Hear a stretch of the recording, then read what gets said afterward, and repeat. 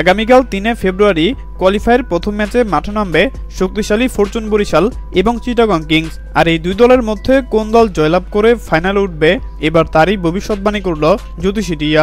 দর্শক, জমে উঠেছে বিপিএল এর এবারের আসর। গ্রুপ পর্বের খেলা শেষ করে 4টি দল প্লে অফ নিশ্চিত করেছে।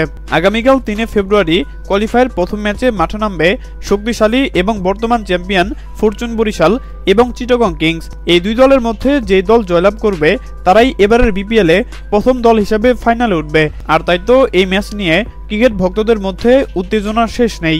গতকাল 1 ফেব্রুয়ারি এই দুই দলের শেষবারের দেখায় ব্যাটে বলে দুর্দান্ত পারফর্ম করে 24 রানে জয় পেয়েছিল চিটাগং কিংস। সেহেতু বলাই যাচ্ছে কোয়ালিফায়ার মতো গুরুত্বপূর্ণ ম্যাচে মাঠে নামার আগে অনেকটা ব্যাকফুটে থাকবে ফরচুন বরিশাল।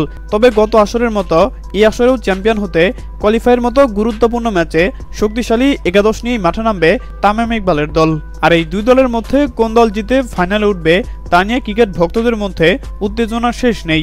আর এবার কোয়ালিফায়ার প্রথম ম্যাচে এই দুই দলের মধ্যে কোন দল জিতে ফাইনালে উঠবে এবার তারই ভবিষ্যৎবাণী করল জ্যোতিষী টিয়া। জ্যোতিষী টিয়ার সামনে ফরচুন বরিশাল এবং চিটাগং কিংসের পতাকা রাখা হয়।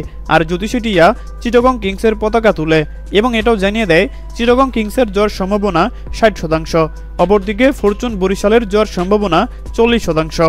তো দর্শক, আপনাদের কি মনে হয় কোয়ালিফায়ার প্রথম ম্যাচে এই দুই দলের মধ্যে কোন দল জয়লাভ করে ফাইনালে উঠবে? জানিয়ে দিন আপনাদের গুরুত্বপূর্ণ মতামত আমাদের কমেন্ট বক্সে। ধন্যবাদ।